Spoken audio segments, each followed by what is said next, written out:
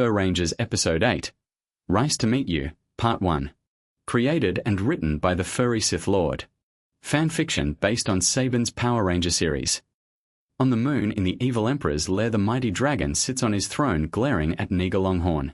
The winged ape stood nearby jeering as he saw the displeasure of his master. That foolish wolf failed to enslave the others, the Lord Emperor vented. That's why you never send a ranger to do a monster's job. Niga Longhorn remarked. The evil empress slithered in holding her rainbow staff, and she sat on the throne next to her husband. I have finished it, she remarked as she held out a green-colored power ring. Excellent, my dear, the evil empress shouted gleefully.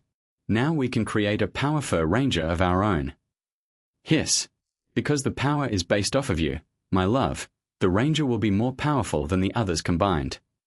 She explained. We just need to find a species that is worthy of it. Someone that we can trick into joining us. The winged ape replied as the others ignored him as they stared at the ring glowing in the limited light of their lair. In the meantime, what do we do about the power fur rangers? Niga Longhorn asked evilly. How many more clones can you create? Evil Emperor asked. That may be a problem. Because the water is no longer contaminated by venom, I had to drain the entire crowd we had in order to make one. I'm not sure if I can find enough angry, hateful species to even make another one. Niga Longhorn replied. We need a new way to get them infected with venom. We tried making them drink it, but what if we made them eat it?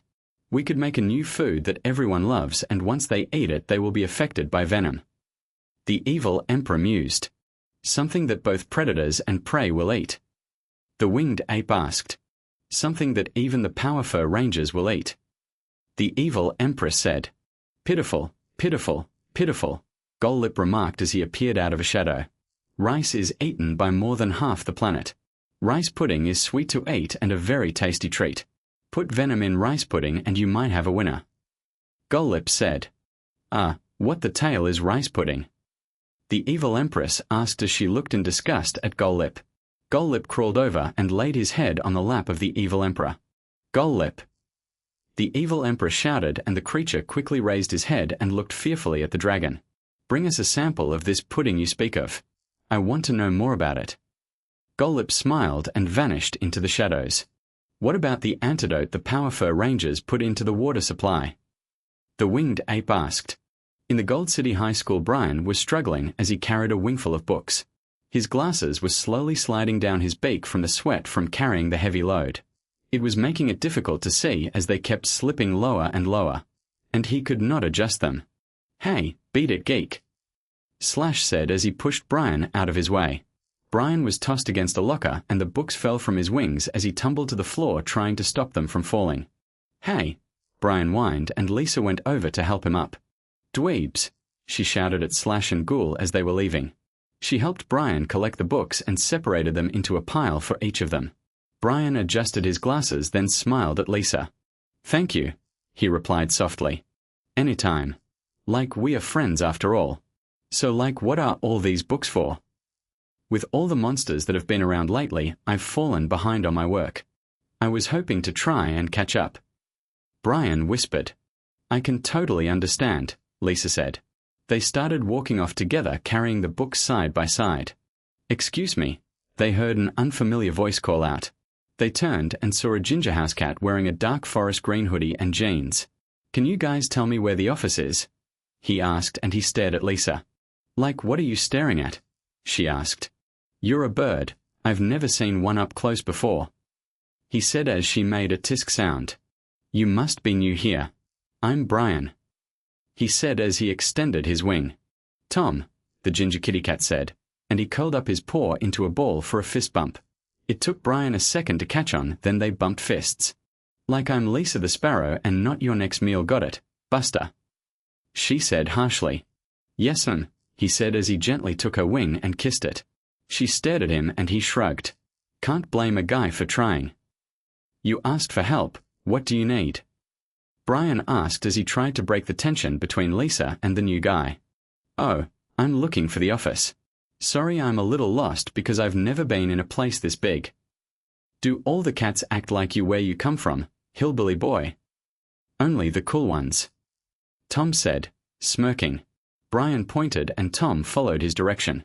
Lisa stared angrily as he left, then her expression softened and her anger turned into blushing. Golip appeared and he had roughly a dozen snake warriors behind him ready to attack.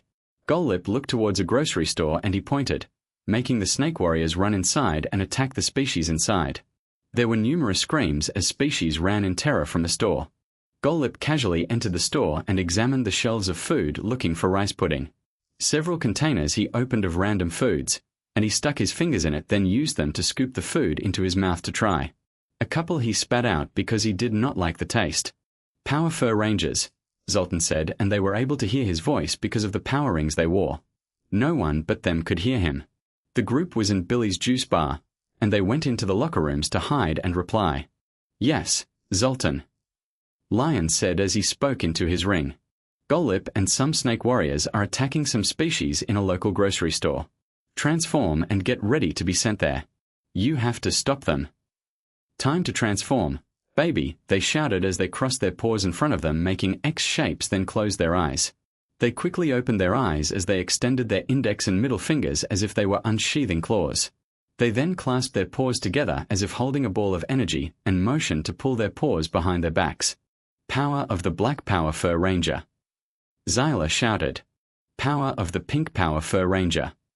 Lisa shouted, Power of the Blue Power Fur Ranger. Brian shouted, Power of the Yellow Power Fur Ranger. Terry shouted, Power of the Red Power Fur Ranger. Lion shouted. They then motioned as if they were throwing the energy like a fireball forward. The rings they wore transformed into a grey-coloured goo that quickly completely enveloped their bodies. The goo hardened and became their Power Fur Ranger outfits that looked as thin as spandex but stronger than the toughest steel. The helmets they wore had made black slots where the eyes were so they could see out of it. Their bodies seemed androgynous and the armor made it appear as if they had more muscle mass than they actually had. They were instantly transported to the outside of the store, and they looked in and saw the snake warriors throwing around boxes and knocking down shelves. It looks like the civilians is safe. The Black Power Fur Ranger said as he looked carefully inside. Time to clean up this mess. The Red Power Fur Ranger said, and they charged inside. The snake warriors stopped once they saw the Power Fur Rangers and ran at them to attack. The Rangers engaged by using their surroundings to both attack and defend themselves.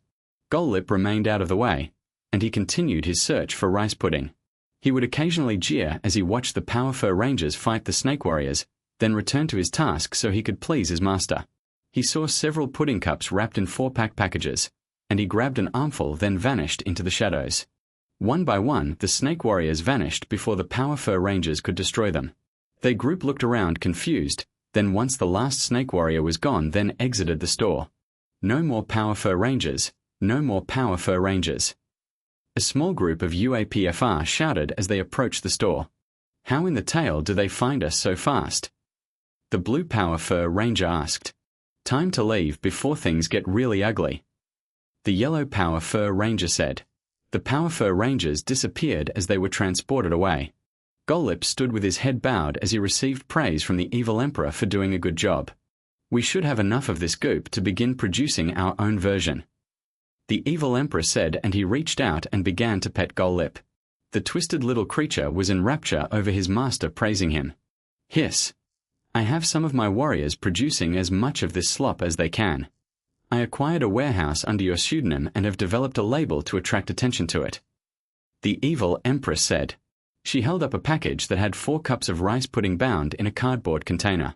The label had a picture of a smiling deer and it said Uncle Buck's rice pudding. The evil Emperor began to glow with a green light and smoke covered his body. A few moments later, a male deer walked out from the shadows wearing a black suit with a dark blue shirt and a red tie. There was no pattern to the tie, and he ignored the looks the others gave as they jeered at him. He looked exactly like the deer on the pudding label. It's time for Uncle Buck to make an appearance, he said as he stiffly smiled. His voice had been altered by his magic to sound softer and more friendly. Hiss. Never understood why you turn yourself into a deer when you try to fool those creatures down there. The evil Empress said. Because my dear, he laughed at his pun, but no one else got it. This creature is prey, so they don't regard it as a threat, but they ignore the weapons growing on my forehead. By underestimating me, I get the upper hoof as I turn the tables against them. Uncle Buck exclaimed. Hiss. Whatever. Trust me, my dear, those species will jump at the chance to buy our product. Once they become our slaves, we will form them into an army and soon the whole world will be ours. Uncle Buck replied, "Hey kids, I bet you're asking yourselves, who is this guy? Well, my name's Uncle Buck and I want to show you a treat that only the cool kids, like us, eat. Uncle Buck's rice pudding," he said as he held up a package towards the camera. The shot zoomed in so that the product could be clearly seen. One of the best treats out there, and it's so good that we cost less than the regular brands because we want everyone to have that natural, whole goodness our food has.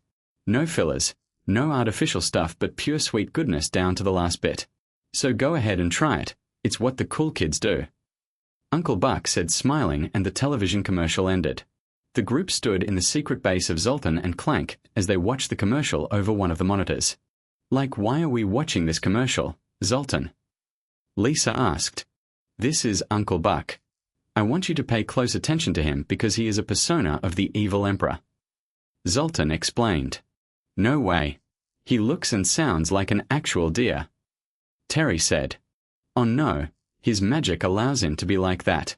He may act and seem like a nice deer, but he is the evil emperor and should not be underestimated." Clank said. "So, why is he trying to sell pudding? Do they need money or something?" Zyla asked. "He may have contaminated it with venom." Zoltan replied. "But my antidote will neutralize the effect." Brian said. "For the time being, yes, but once the antidote is used up, it's only a matter of time because the venom affects species again." Clank said. "I think it's time to go shopping." Lion replied and the others nodded. "Maybe we add another batch of antidote to the water supply." Zyla asked. "Sounds risky," Terry replied. "With those UAPFR running around, think of the trouble they'll cause if they see the Powerful Rangers putting something in the water supply." Agreed. "We need to be very careful at this point," Zoltan said, and the group turned and looked at Zyla as he was holding his head and looking like he was going to pass out. "Huh? What's going on? How did I get here?" Zyla asked as the others all looked at him. "Watch out!" he shouted as he fell to the floor and rolled out of the way. "Zyla, are you all right?" Lion asked. Clank took out a scanner and passed it over Zyla's chest, then examined the readings. "Last thing I remember was that Golip struck me and my suit vanished and—" "That's it," he explained. "You must have been affected by venom. More than likely you were working for the evil emperor the whole time." Clank said as he returned the scanner to its place. "I thought our rings would protect us." Zyla asked. "Only while you are in your suits. While you are your regular selves, it is still possible for them to cast spells and take control of you." Zoltan said. "Like, do you remember anything?" Lisa asked. "Not a thing." Zyla confessed. "The scary thing is that we didn't even know." Brian remarked. "Could any of the rest of us be under their spell too?" Lion asked. "I can scan you all to find out." Clank said. He took out his scanner and prepared it to check on the others. They remained still as he passed the scanner over them. "Could I be a decoy to get close to them?" Zyla asked. "That's crazy." Terry replied and the others nodded in agreement with her. "Terry is right. It's too dangerous. The evil empress will soon realize that her venom has stopped affecting you. Right now, we need to worry about Uncle Buck because if his pudding scheme works, he may move on to contaminating other foods until no one is safe." Zoltan said. "So, what should we do?" Brian asked. "We buy some of that pudding. We can analyze it and see if there is a way to neutralize it by some other means than the water supply." Lion ordered. The group made its way to a nearby convenience store and saw a large cardboard cutout of Uncle Buck holding a pudding cup of his brand. They tried to not let it upset their stomachs as they neared it. Inside the store, Uncle Buck was shaking hooves with the store owner. The owner was a large gerbil light brown in color with a white belly. His large black eyes were showing signs of happiness to meet Uncle Buck. "Thank you for being part of our community to sell wholesome snacks for everyone to enjoy," Uncle Buck said, and Lion watched him closely. The deer turned and saw Lion, then turned his head to see the others shopping. He quickly approached Lion with a big smile on his maw. "Hello, youngster. Here to buy some of my rice pudding?" he asked, and Lion forced himself to smile. "Yeah, me and my friends are curious how it tastes. To sell it so cheap, you usually have to cut corners." That usually ruins the taste of the pudding itself. Lion said firmly, and Uncle Buck forced himself to smile politely. Well, you're in luck because I have some free samples I could share with you so that you can all enjoy the flavor of my pudding. Uncle Buck replied, and he waved his hoof, gesturing for Lion to follow him. Lion stayed a few feet away, but he followed the deer to his car. It was a large black four-door Mercedes-Benz with dark-tinted windows was parked nearby. The headlights made the front of the car look like it was sneering and added an ominous air to the vehicle. The hubcaps of the car were as black as the car itself and spread out like spiderwebs inside the wheels. Uncle Buck pressed a button on a remote key fob of the car, and the sound of the alarm deactivating was heard. The trunk then opened at the press of another button, and Uncle Buck gestured for Lion to take a couple packages of pudding. Help yourself, take a package for you and each one of your friends. Uncle Buck said, smiling again. Lion was beginning to suspect that each smile was actually the evil Emperor sneering at him. The spell seemed impeccable because he could not tell that it was a disguise. I know who you are, who you really are, Lion said. And the deer continued to smile at him. Well, of course, everyone knows Uncle Buck, he replied. I know you're the evil Emperor, Lion clarified. Really? He replied, then his face turned into a sneer and his voice changed into the evil Emperor's voice. I knew as soon as I was seen that your little master, Zoltan, would tell you who I am. We will stop you no matter what it takes. Lion said. Uncle Buck kept getting distracted as other species called out to him, and he turned and smiled and waved to them. Listen, Ranger, you are out of your league with us. I've been playing with you and your friends, but even you can see that you are no match for us. Zoltan picked poorly when he chose you as the Power Fur Rangers. Slowly my net is closing in, and soon there is nothing that you or your friends can do to stop me. He then turned to face another group of species, and he waved and said hello as his voice returned to that of Uncle Buck. Neger Longhorn appeared out of the shadows and approached Lion. Lion took up a fighting stance as he saw the creature. But we destroyed you. Lion exclaimed. Actually, you destroyed a clone I made of myself. What you see here is the real thing, this time. Hurry up and take your pudding. I'm sure you want to test it for secret ingredients and such. I want you to test it. So, grab some because my monster is going to be a big problem downtown in a few minutes. Uncle Buck reached into his vehicle and removed 5 packages of pudding and placed it in the arms of Lion. See you around, Ranger, he said as he vanished along with his car. Lion looked around in panic as he saw that the monster had also vanished. The rest of the group exited the store and saw Lion standing there holding the packages. Like, where did you get those from? Lisa asked. The evil Emperor gave them to me. He said he knows our plans and doesn't care. He wants us to test this stuff. Lion explained. Oh man, you mean I bought this for nothing? Zyla whined as he held up the package he bought. Keep it. We can use it as a control to make sure Uncle Buck hasn't given us a fake sample. Brian said. The evil Emperor glared at his monster from his throne. He growled, then turned his special gaze towards his monster, and red laser beams shot out of his eyes. You, my monster, will reach the sky, as I watch you with my dragon's eye.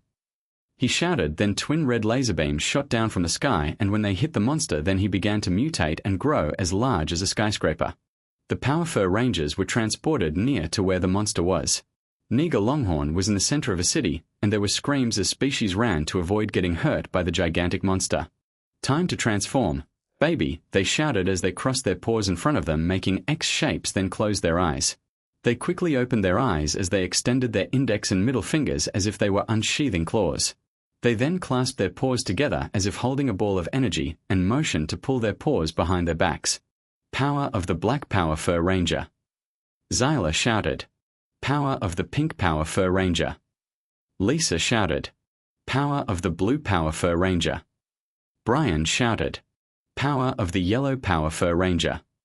Terry shouted. Power of the Red Power Fur Ranger. Lion shouted. To be continued. This ends episode 8. I hope you enjoyed it. If you like this story, then please like and subscribe for more content coming soon. Please join us again in episode 9.